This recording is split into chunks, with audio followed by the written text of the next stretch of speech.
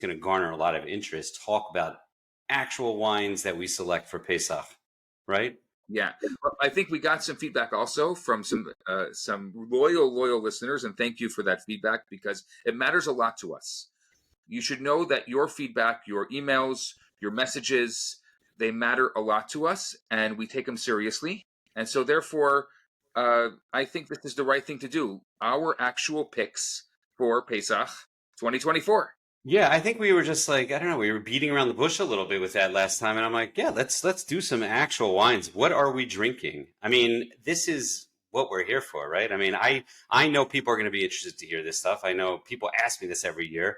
So, it probably is worthwhile to put a little bit of elbow grease into this podcast and like spend a little bit of time preparing for it. So and who doesn't like thinking about wine they're going to drink? I do. So we just went a little bit early and chose our wines for Pesach. Now, Yisroel, why don't you give the guidelines we discussed as to? Now, I'll just say beforehand, neither of us told each other what we chose, so this is all going to be a surprise to each of us. But why don't you give our guidelines of how we chose what we chose? So I'll just tell you what I did. I always do this before the Seder. I go down to my cellar. I know my cellar is filled with wines that I like. So that's already a start. That makes sense. That's a good building block. And then I look at and say, well, what would be good for the Seder? Now, this year, the guideline was Israeli only, and you and I are in agreement on this. No one in the diaspora should be drinking wine that is not Israeli at their Seder. So I will opposite. Everyone should be drinking Israeli wine at their Seder. I agree. Yeah, I think there's kind of like somewhat of it become a custom. A lot of people do it for the fourth cup and things like that. But this year, let's do it for all of our cups and all of our Sidarim. It's a beautiful thing, and there's no reason not to when these are great wines. It's the least that we can do. It really is the least we could do. It really is. And you and I both know intimately that the Israeli wine industry is having a very hard time this year. And so for us in the diaspora, if we're able to afford a nicer wine, please buy it from Israel. It really helps them. It really supports those winemakers. Right. And as nice as it is to go to your cellar and choose one, that's already been bought. Go to the store and buy more, for sure. Oh, now you're getting back at me? No, we're both doing the same thing. These are wines from my cellar too, but they have to be replaced, don't they? Yes, they do have to replace. So I definitely plan on doing some purchasing before Pesach, and it will be Israeli wine. Okay, with that, so what we decided to do is, at least this is what I was looking at, and Kenny, you can tell us if you were looking at something the same. I was looking at best value for the price range. So we set a $20-ish range, kind of like a $40, $50-ish range, a $70, $80, and then right? No, sorry. We did a 20, a 40, a 60, an 80, and then a Moshiach wine. Well, I did up to 20, between 20 and 40, between 40 and 80, over 80, and then the Moshiach wines, which is almost exactly what you said. But I was very specific. If it was 21, that's the 20 to 40. So I did something really similar, though I often actually do put prices that I have a little sticker sheet, and what I paid for it on the top of the bottle. I can even show you like what it looks like. Like literally, I put a little sticker on top of my bottle. Interesting. That's how I store my wine, so that way I can actually look at it and know how much I paid for that bottle. Well, I have all of my bottles actually in Cellar Tracker, and when I enter it, I put what I paid for it in there, so I know. If you don't use that, it's really great. In fact, sometime I want to get that guy on this podcast, Eric Levine, who drinks kosher wine, and he's a very interesting guy. He's the guy that started that. I would love to see him. Yeah, I'm going to use this as I'll tell him this. He's on this. We got to get him on. But anyway, that's a great tool for that. And also, if you have any reasonable amount of wine in your cellar, it's really good to keep track of. But that's a good technique too. Old school, sticker on top. Yeah. A little more old school. And you know what? Maybe this is my impetus to start with Cellar Tracker. I've never done it, but I should. Yeah, it's like when it seemed, I was nervous to do it because I'm like, am I really going to spend that much time like cataloging every single bottle? But it took me, I went down there on breaks. I did this part, then I did this part, and I did it over like a couple months. And it's so worthwhile once you have it in there. It's really like It's a it's lot of great. work. Yeah, it is. But again, this is not hard work. So if you're just starting your cellar, you should do it, because Oh yeah, you have a couple of bottles in your cellar, it's going to get harder. absolutely. But it's a good. So let's dive in. Let's dive in. Pesach 2024. This is our first major event of this kosher wine podcast. Our picks. That's right. These are our 2024 picks. And I wanted to mention before, and I was just telling my wife recently that we're about to do this podcast, and she's like, you should mention that you guys met each other on Pesach regarding wine. Which I don't think we discussed that, but that is where we met each other, over wine on Pesach. It is true. We have not discussed this, how we actually met each other. How many years ago was it now? I would guess 6 to 8 in that range. 6, Yeah. 7, Maybe, yeah, something like something like that. But that was just a side thing. I did want to mention that because it's apropos. It's his Pesach. We're talking wine. This is how we got together in the first place. This is our friend-iversary. Correct. Friendiversary. So why don't we start with the lowest priced ones, and we'll work our way up from there, and we'll go back and forth. You could say yours. Why don't you say yours first? You're under. I did it under 20. I think we originally talked under 15, but then I was like, I think under 20 is more reasonable. Mine's under 20, and it's one I think you're going to be surprised. It's my only Mavushal wine of all of my picks, and I chose the Tepperberg Vision 2021 Malbec.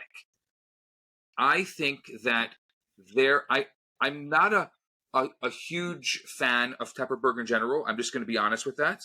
But their Vision Malbec is something really special, and especially their 2021 vintage. And again, I'm thinking of the Seder. I'm thinking of an easy drinking wine. A Malbec is an easy drinking wine. Smooth tannins. It's this one is not expensive. For those of you who care about Hechsher, it has a Badat Yerushalayim, Eda Haredis, so that maybe matters for some people that are listening. I can see your face already. You're like, why? No, I'm not. I'm not. First of all, I did not. I will not be saying which Hechsher is on each bottle. No, I have no idea. So you can choose for yourself. But no, that's an interesting pick. I didn't see that coming. It's a staple wine you see in a lot of places. You know where I see the Tepperberg Vision at the Shul in Surfside? I think the rabbi there always has Tepperberg Vision. Like, no, it's Binyamina. I'm sorry, but maybe also Tepperberg Vision. But the bottle I always see there is Binyamina. Sorry, that was an off-topic thing. But that's like Tepperberg Vision is kind of, it's a very available bottle, right? I mean, you could get that basically anywhere. Really anywhere. And I have to say specifically the Malbec. I'm not crazy about the Merlot. The Malbec Vision, it's a really nice flavor, and I think it's a really nice Seder wine. I have to say that I told the winemaker Shuki himself this, and he was I don't think he wanted to hear that, but I said I've always been like a little confused by their naming, all their names and whatever. I don't know why, and he's like, why? And I'm like, you know what? I don't know. Maybe I'm crazy, but I always like get confused by which is which, and like. But the Vision is that kind of like entry line of Tepperbergs, right? That is, yes. Yeah. Okay. Well, no, good pick. I wouldn't pick it, but that's your pick. So I did stick, as you mentioned, you said that's your only Mavushal wine. I didn't pick any Mavushal wines. I kind of kept that in my head not to specifically. And the reality is, if I would have picked a Mavushal wine, I would have picked one of the least expensive wines on the market, which I always push to people. It's like $10, and that's the Carmel Mediterranean blend or whatever it's called. It's like $10. But forget that one because I went non-Mavushal. I chose the Gilgal Pinot Noir. Interesting. Yeah. So I think it's really good wine. I've written about it a couple times. It's first of all, I think Pinot Noir is a good choice in general for a Seder because it is a lighter bodied wine. It's the lightest body wine of a lot of these that we're going to talk about. I also didn't want to pick all Pinot Noir because that would have been too easy. Right. But it's just a really nice wine, almost year in and year out. That line, that Gilgal line, which I think in Israel is called Gamla. I'm not sure if they still do that. In Israel, they call it Gamla, and in America, they call it Gilgal, and it's made by Golan Heights Winery. Am I making that up? No, that is correct. It's Yes, made by Golan Heights Winery, and that they have really good value wines at that about that price range. And it's the reason I told you I wanted to make it under 20, not under 15, as I mentioned right before we started, was because nowadays that falls in at about 16 to 18. You may even find it closer to 20. It still is under 20 though. It used to really be cheap, but it's a like a balanced, and there's always like good acid in there, and it's an yeah. easy drinking good wine. And I think like that's a suggestion year round, but I think it's really ideal for Pesach. So that would be my under 20. That is a great, great pick. I am on board with that pick. And I would say also the Pinot. People don't know this. The Pinot is the hardest wine to make, and Yeah, they do consistently. Golan Heights does a great job with that Gilgal Pinot. it's I a mean, it's a one good of point. those, It's yeah. one of those where no matter which vintage you get, you're going to get a good bottle from that Pinot. I agree. I think it's something I always come back to. And one of the first, as soon as it comes out every year, I try to grab it and taste it. And I don't remember recently being let down. So that would be my pick for that. So I will jump into the next one. We can do the snake method Yes, I like this. and so interestingly, in my 20 to 40 range could have been 20 to 25 really because I chose the Vitkin Israeli Journey. It's a great bottle. I, Great I, I pick. love it. And it's something I always stock up on because I think it's not only, by the way, to back up for a second with the Gilgal Pinot Noir, also, it's while you want to drink that relatively quickly, that has some life. You can cellar that at least for a couple of years, a few years. It'll even evolve a little bit.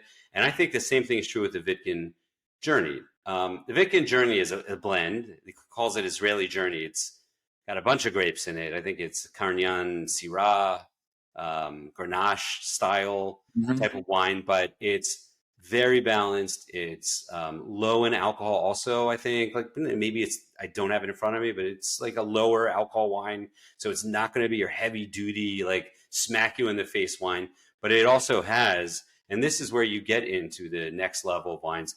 It shows like a complexity. It shows different layering, and it's not just this is nice and simple and it's great with food. This is a more serious wine, and yet it's I think about $25 now. Also has gone up like everything in the world, but that's I think that's going to be my 20 to 40 pick, but really like I said it could have been 20 to 25. It's very hard to pick one wine in these categories, but we Right. had to, and I like the challenge of doing that, and I'm comfortable with this. And not only because honestly, if this were 35, I would have chosen it also. So I didn't only pick this because it's $25. I think it's really, really good wine. I think for an entry level Israeli wine, Vitkin Journey is a fantastic pick. Okay. This I actually went on the higher end of the 20 to 40. This one comes in just under $40 and a wine that I really love. I pulled out of my cellar, the Louis Pasco Project, the BDX. I happen to like the 2019 vintage. And what's interesting about Louis Pasco is he started doing these in 2014. He makes it at the Bet El Winery. He's also the main winemaker at Tishbe, or at the time he was, at least. And this is an interesting bottle because it is a Bordeaux blend. So because of that, it is a little bit of a lighter wine, though it's 50% Cab. It's 34% Merlot. It has some Cab Franc, Petit Verdot, and Petit Syrah in it. It's a really, really nice, very smooth tannins, very easy to drink, and that's why I chose it. I think it's a great choice. Lewis is one of the more interesting winemakers you're going to meet. A genius guy, great stories, and he's a great winemaker. I have to be honest, I haven't had any Pascos in a number of years, and I keep telling myself I got to get my hands on some. So that's good. That's a good It, impetus for me to go and pick one out in my next order.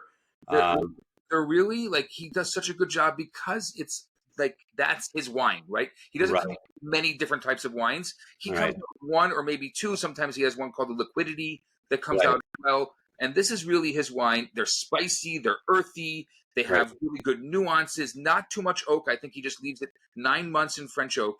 So there's not very oaky. The many Israeli wines are a little too oaky for my liking. And I think for a Seder, you want something that's going to be even like that. And he does a great job. And if you get your hands on the 2019, I love the 2019. That's a great choice. Well, Okay. you're up next in our snake method. In our snake method. Okay, so here's another one. So again, and you'll notice this, I am choosing like 2018s and 2019s and 2020s. I think those are really drinking well, especially from Israel.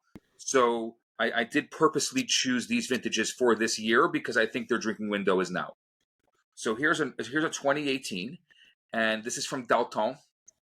And in general, I'll tell you about Dalton. They make consistently great wine at great values. So this is the Elkosh, the single vineyard Elkosh Shiraz.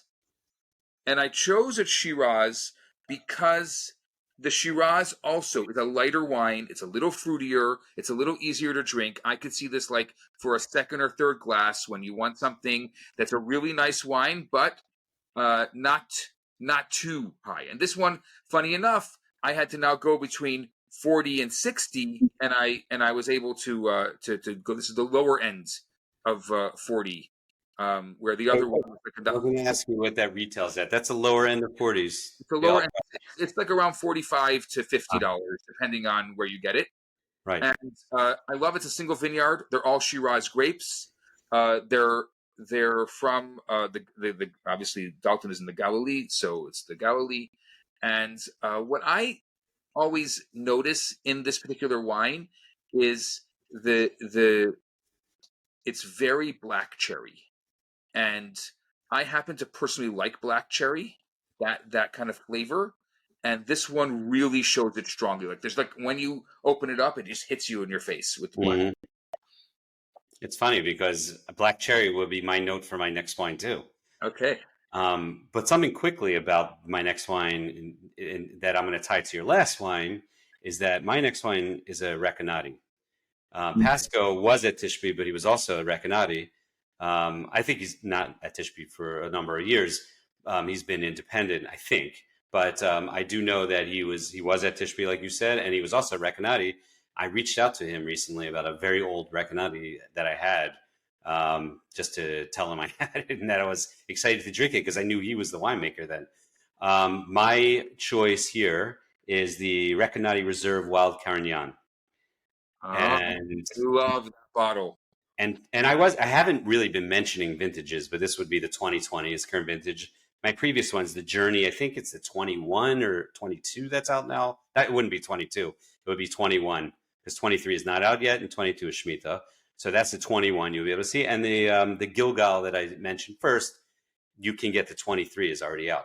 So just to cover back to that. But the Recanati Reserve Wild Carignan, my difficulty here was choosing which one of these Recanati reserves I wanted to pick because I love really all of them almost year in and year out. There are years where that may not be my favorite, but the Wild Carignan I think is just almost annually also, again, really great.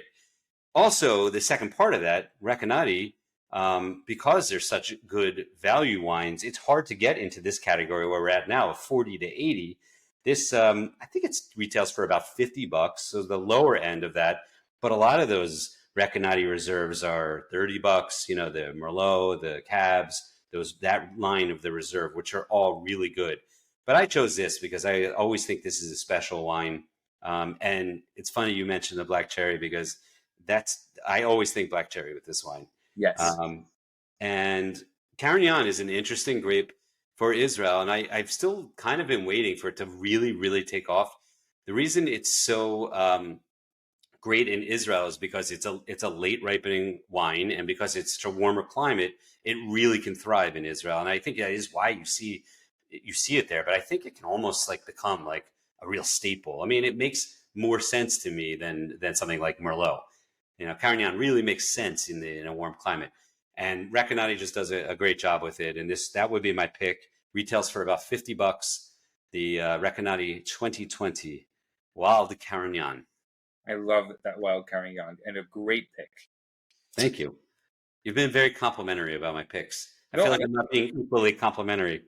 No, but I do like them. I think your picks are terrible. I'll say it. No, I'm kidding.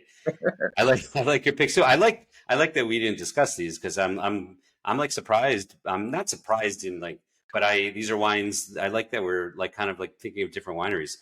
But we also know this because when we started the podcast, our original idea was to have the same wine, and we said that we both have Right. different types of wine. So I Right. figured that we would both have very different wines That's true. picking because that's just what we have access to. That's true. That's true. Okay, let me Next. my wine 4. You want yes. And it's interesting. So I have to. It's so winemakers should note this. You as the winemaker, you could have an effect on a pick. So Jacob Ner David actually, I was talking to him today, and so I opened up my wine fridge and I saw a Jezreel, and I said, "Oh, I just gravitated towards it. I can't." But actually, it makes sense. So this is the Jezreel Argaman. I think if you are choosing a Israeli wine for this year, you should choose an indigenous Israeli grape. And the Jezreel Argaman 2020 is as indigenous as the Israeli wine gets. It's a great bottle of wine. It's from a vineyard in Givat Nili. And the what's unique about the Argaman is that it is indigenous to Israel. It's a grape that was created in Israel. It's a varietal. What they do, which is very typical of Israeli wineries, they store it in French oak for 22 months. And it's a lot of oak. You can definitely taste those vanilla flavors.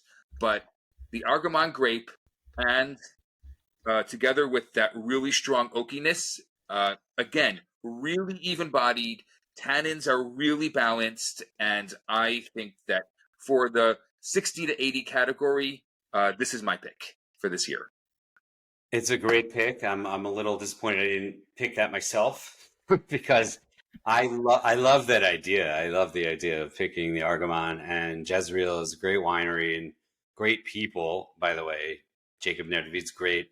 Yaakov, I know them all. They're all great people, and that's a great choice. What is that? That's over $40, the Argaman? Yeah, I mean, I just looked at kosherwine.com Yeah. and it was selling for $64.99. Oh, okay, fine. Okay. Well, that's a great choice. I really, man, I should have thought of that. But anyway, you did, and I'm glad you mentioned it because they deserve mention, and that's a great choice. So Okay. you're next. So our last category. I'll explain this more. It's not. You have a number 4. Why don't we do your number 4? Oh, I did my number 4. I did not do my number 4. No, you didn't. I didn't. You're right. I lost track. I chose the Gvaot Masada. Great choice. I think so too. The Masada is, again, that's like annually a great wine. It barely makes it in the. Wait a second. I just want to.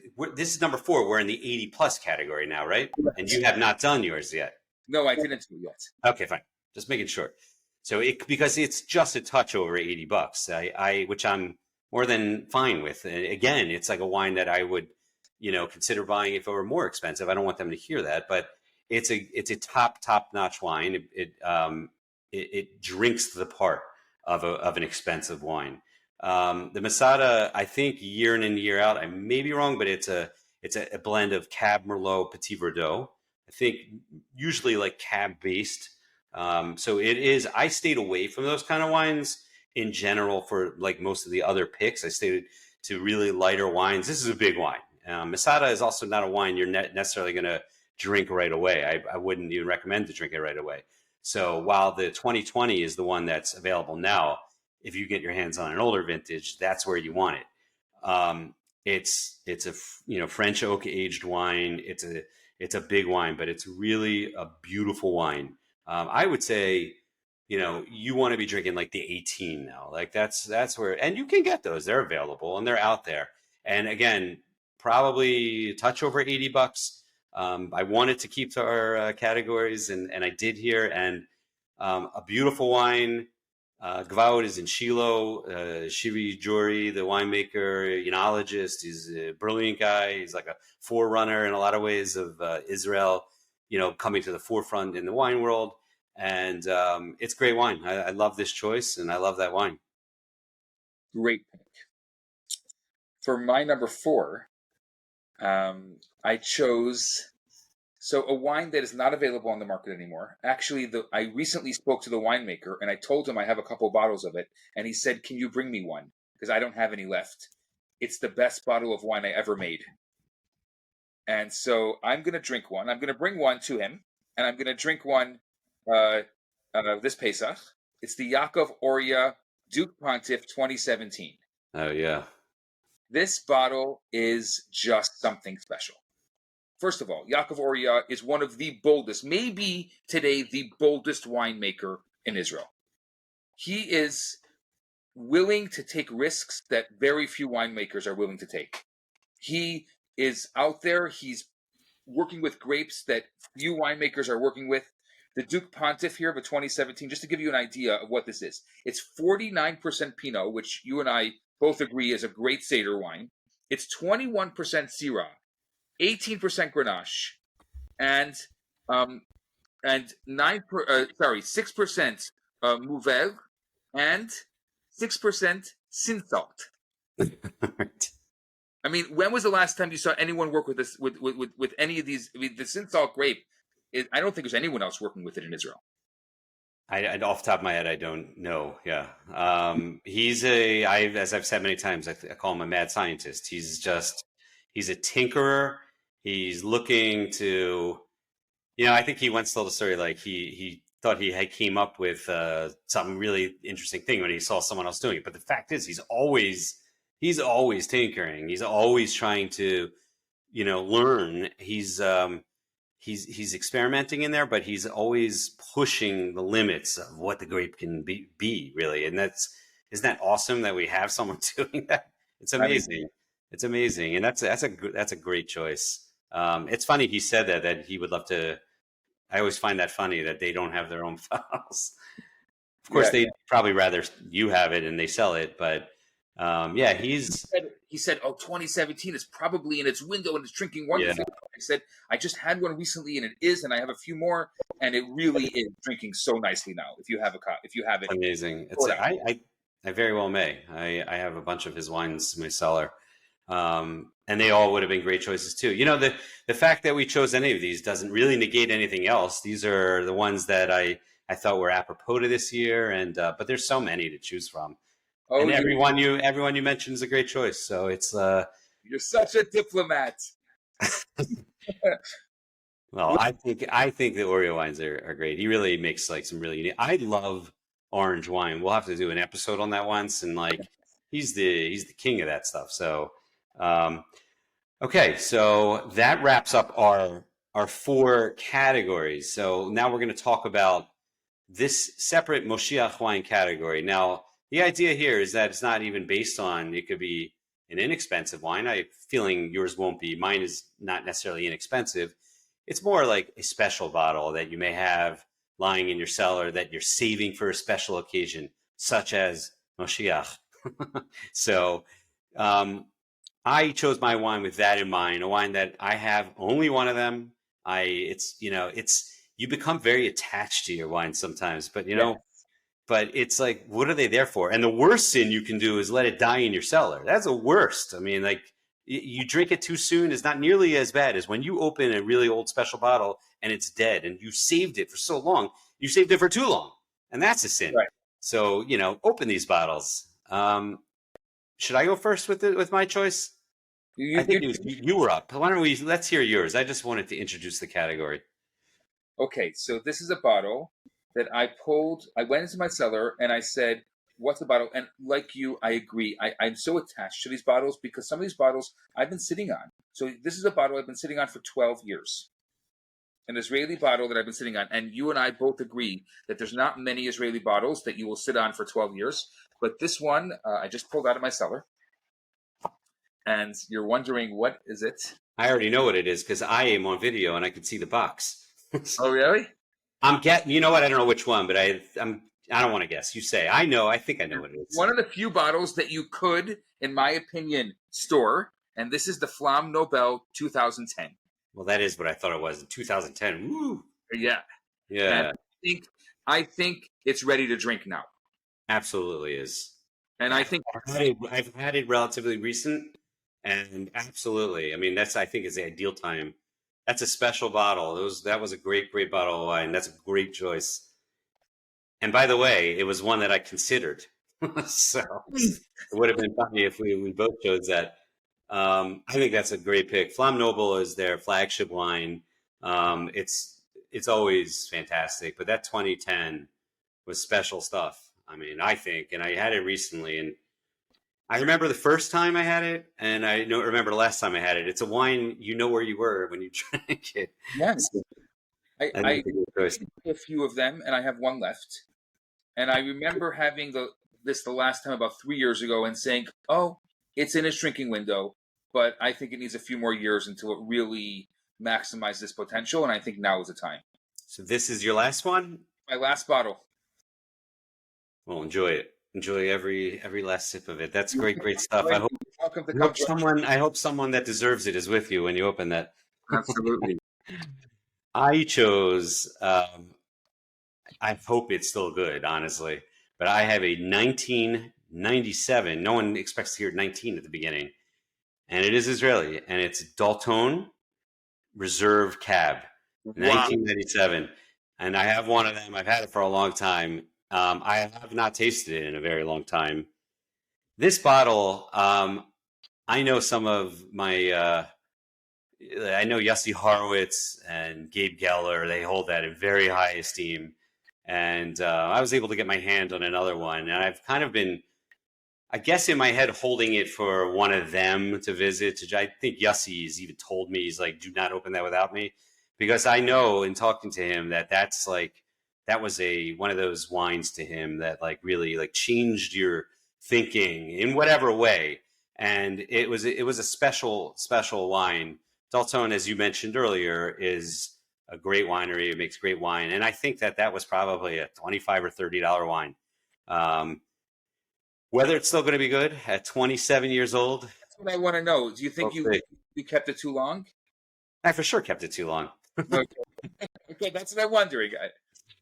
It's like I like experiments, and there is some line about no wine is too old, but it's meaning a wine may taste dead, but there are people that like even dead wine. It has certain characters to it. I can't remember what the line is, but there's some line about that some French famous guy said about wine, that no wine is ever dead.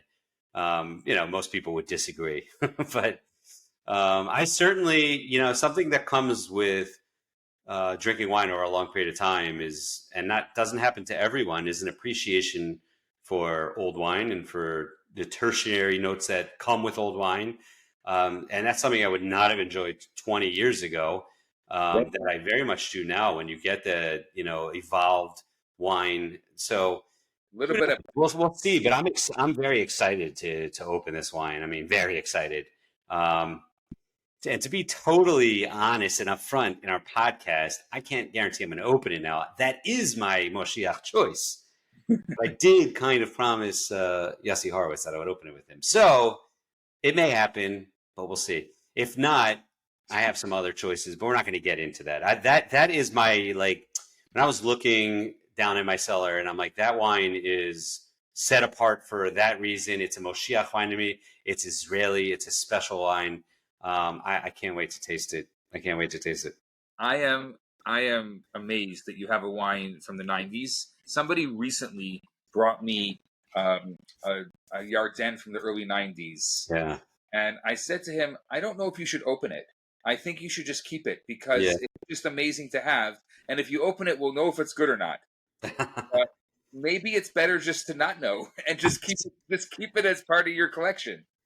Well, sometimes, when in talking to people and they tell me they have these, I'm like, oh, awesome. I'm like, where were you storing? And they're like, it was under my sink or something. Yeah, exactly. I'm like, yeah, we'll see. Maybe it'll be good. But I had that happen to me one time. Guy brought me to his house and like he literally went under his sink. He had some wine sitting down there and it was a really great wine, but it was cooking under his sink for like 10 years.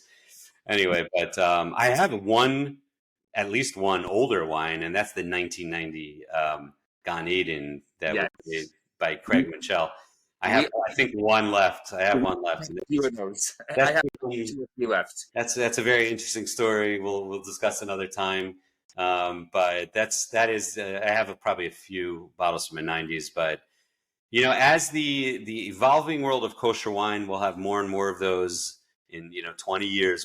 People will have older collections and bottles that were really meant to age for that many years. Not that many were made, let's say, in the 1980s that even had the possibility to be good 20 years later. Now those wines, and over the last 20 plus years, those wines have been made. So we shall see. Well, I think I approve of your selections, and I think that those are really fantastic wines. And I think we should put them in the show notes so that people have a list of the wines we chose. Absolutely. This was fun. I like this idea. We could do something similar again. But, we were thinking, I'm like, let's get another one in before Pesach. This is the optimal wine time, and let's focus on Israel and on Israeli wines. And this was great. I think it was a great idea. Yeah, something that we're doing here, we did a beautiful little fundraiser for an Israeli organization, is we actually made stickers for the wines that people can buy, and you can put a sticker of either a hostage or a fallen soldier. And I think that maybe that's something as part of the Israeli wine experience to think of one of the hostages who, God willing, will be out and be able to have a Seder. But if heaven forbid, for whatever reason, by Monday night, they are not out unscathed and they're not able to have a Seder, that we should think of them, and that we should, that just to acknowledge, maybe even to mention one, big numbers, and we learned this over the course of Jewish history, big numbers, we don't know, they become stats, but actually talking about one person, one individual, one hostage, one fallen soldier, I think maybe that's a good idea for the Seder. Just mention one person by name, honor them, respect them, and it's a nice way to share with the family and also to celebrate while we're all in pain. Fantastic idea. Bli neder, I will do the same thing. This is great to be here with you. I thank you for this little impromptu episode, and I can't wait to hear what you guys think of it. And if you have any ideas, thoughts, questions, kosherwinepodcast@gmail.com. It's that simple. And I want to tell you, I'm not going to lie, I kind of refresh every so often. I'm like, did anybody care about us? Do they care about us?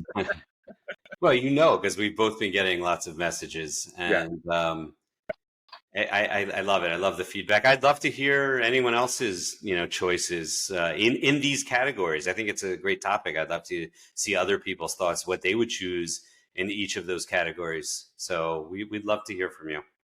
And for those, I was just going to say we love fan mail. That's all. We love it. Okay, Kenny, I wish you a Chag Kosher V'Sameach, or in Yiddish we say a kosher and freilich and Pesach. As the old saying goes, if you're at a program, you're going to have to say a freilich and Pesach. If you're at a kosher Pesach. If you're at your in-laws, you have to say a freilich and Pesach. And if you're with your in-laws at a program, you just say Pesach. I will not laugh at that because my in-laws are probably listening to this podcast. And my in-laws are also, but I don't even get the joke. All right, a Chag Kosher V'Sameach to you and to everyone listening, and we'll catch up with you soon. Absolutely.